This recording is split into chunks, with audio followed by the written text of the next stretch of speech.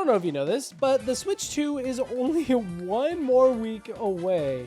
And I don't know about you guys, but the anticipation is starting to set in. So in this video, I'll be discussing everything that's happened in the last 6 months leading up to the Switch 2 and what I think is going to happen in the next 6 months after the Switch 2's launch. I'm Crafty 1. It's good to be back, and let's get right into it. So the idea of this video came about because I haven't uploaded in close to a year. And of course, a lot of Switch news came out then, so I figured I'd share my thoughts on everything that has happened. Starting with the actual Switch 2 itself. Of course, it is an upgrade from the Switch 1, and I'm gonna briefly go over everything.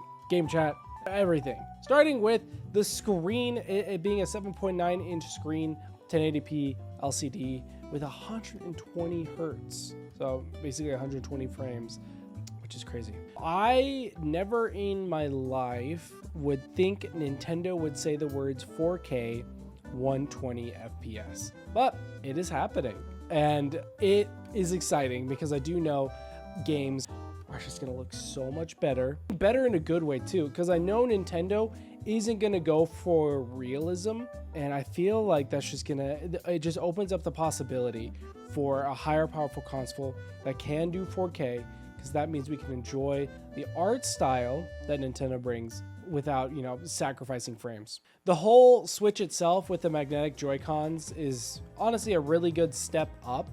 The new kickstand is like a happy medium between the original Switch and the OLED Switch. When I get the console, it'll be the first time holding it.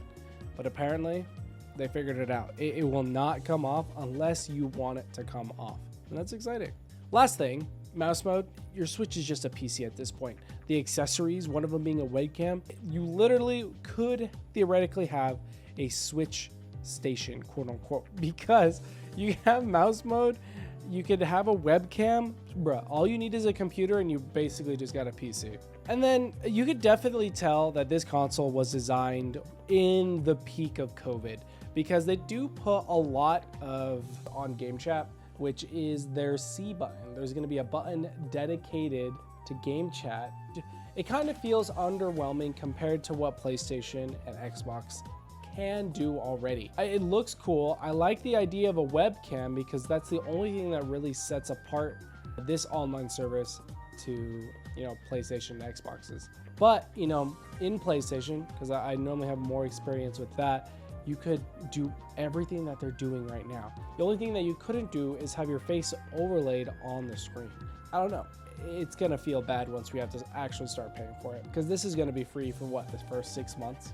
256 storage, and that's actually a lot for a console, especially because the games, Nintendo published games are still around the same size. Speaking of games, let's just go right into that. The Switch 2 launch lineup is actually pretty stacked. I think this is crazy. I mean, let's just start with Nintendo Switch Online. We're getting GameCube. That's gonna be awesome. Wind Waker, basically probably the only reason why I'll use GameCube for a while, until they had F-Zero. Those are the only 2 games I really know that are on the GameCube. I guess Twilight Princess, but I doubt that's gonna come up. That's a conversation for another time. But yeah, so there's 3 different types of games that are launching with the Switch. The new games, upgrade packs, and then of course the Nintendo Switch Online. So the big new game that Nintendo is releasing alongside the Switch 2 is Mario Kart World, and oh my god, the closer and closer we're getting to the Switch's launch. I think we all went back to Mario Kart 8 Deluxe when this was announced and actually realized how long we've been playing on these courses and these tracks.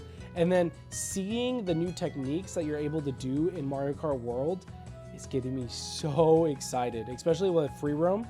I think there's still secrets regarding that, whether that be like not really bosses, but definitely like an enemy that you could fight, because that they've been dropping little hints that, the P-Switch mini games isn't really what we're thinking. Like, I think a lot of people are thinking it's just copy and paste, but it sounds like they're all almost very unique. But that's a video for another time. We also have, when it comes to first-party launch games, Welcome Tour, which I get it.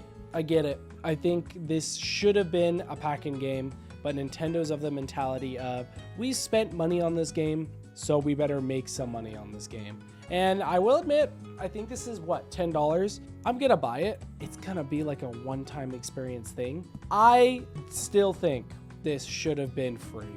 And if this was free, this could have added so much goodwill to Nintendo after the whole pricing debacle. Mario Kart World is $80. Do I think it's fair? I think so. But having this be free could have at least kind of smoothed everyone over into their new pricing structure. When it comes to the upgrade packs that are launching alongside the Switch 2, I think I am most excited for Legend of Zelda, Tears of the Kingdom, and Breath of the Wild. Hearing how smooth those games run with the upgraded graphics, oh my god, I cannot wait to play. More specifically, Breath of the Wild and Tears of the Kingdom. It's just gonna look so crisp. Having this game run at 120 with those crisp colors, it's gonna be an experience that I know I'm gonna enjoy. Right now, I'm only gonna be talking about the games that are coming out at launch. I'm already hyped for, Age of Imprisonment, Metro Prime Beyond, and Donkey Kong Bonanza. And that'll just be a whole nother video that I'll be talking about that. When it comes to third-party games, I don't think I'll be picking them up immediately. But of course, Final Fantasy VII Remake Intergrade, would love to replay that. I already own it on the PS5 though. Same thing with Cyberpunk. If I were to buy two games, it would be those two on launch. Hades 2, once it comes out, probably pick it up on the Switch. But the thing is, I have a PS5 and I feel like the games would look better on that, and I don't have a real need to play them on the go. One thing that did get announced recently is a bunch of Nintendo first-party games that are getting subtle upgrades. This was a big confusion when the upgrade pack was announced originally because we didn't know, are they going to be withholding upgrades because you're not paying for upgrades, if that makes sense? It is still a little confusing now because there's more games that I want upgrades for than on here. One of those being Age of Calamity. I don't think they've announced any sort of upgrade for Age of Calamity, and that is a game that desperately would need an S boost. So if I were to get Age of Calamity and put it into my Switch 2, will it automatically run better, or does it need a patch like these games? If you guys are just listening to this like a podcast, I basically have a list of all first-party games that are getting upgraded visuals, frame rate, or HDR. These are coming free of charge. It's just going to be a patch when you load it onto the Switch 2. Mario Odyssey getting updated visuals with HDR support. That is another game I think I would love to replay with the boost. No update in frame rate though, which is kind of crazy. I think it's already at 60 though. Pokemon Scarlet and Violet gets a boost in visuals and frame rate as well.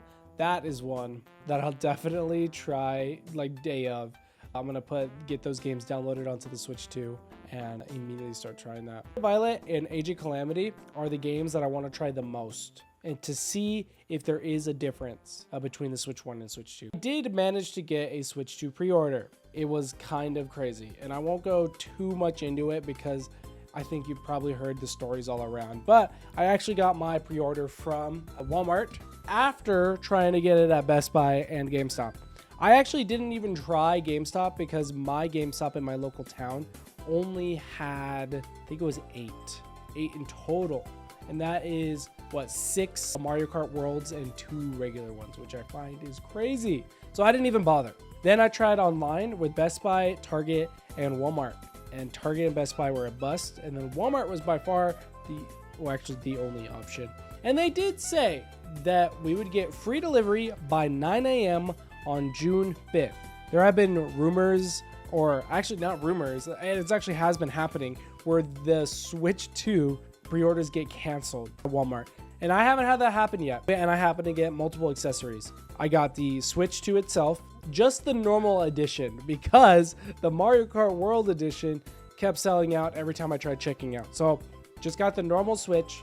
I got a webcam carrying case, the big carrying case, and a Pro Controller.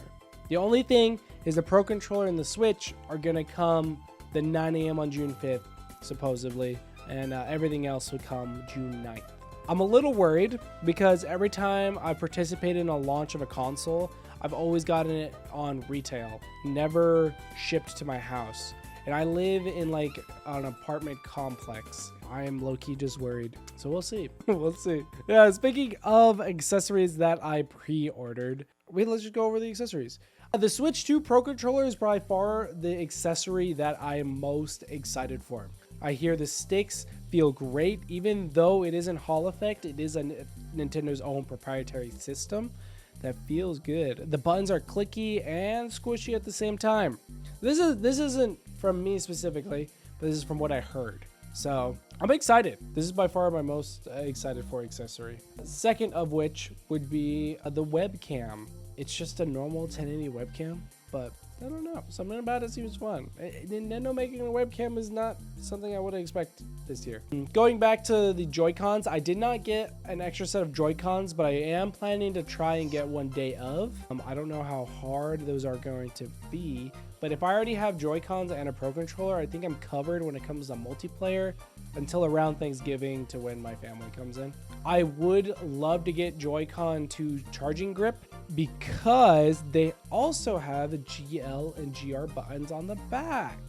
I don't know if you guys can see that right here. I think that's super interesting that they're adding that functionality to the Joy-Cons as well. It's not just a Pro Controller thing. And then these two were the cases that I was talking about. The Nintendo Switch 2 carrying case and the all-in-one carrying case. I bought both of these for the Switch 1 as well when it came out. I used the all-in-one backpack for like the whole time I had it. I took it to school with a dock. We took it to the projector. So I don't know. I got good vibes. So that's why I decided to pick this one up as well. I was actually going to be talking about predictions next, but at the time of recording or scripting this video, Pokemon Presents got announced for what, July 22nd?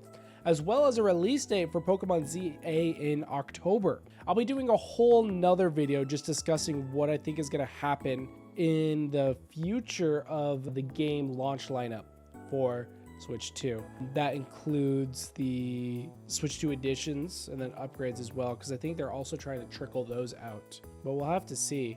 Honestly, I do think that we're getting a direct sometime in June, and that direct will probably announce the gaps that we have right now, because I do believe we have a gap in December and November, like early November, but we'll have to see. The last topic I kind of have to talk about is my actual plans for the launch of the Switch 2. If you guys haven't already, buy yourself a micro SD Express card.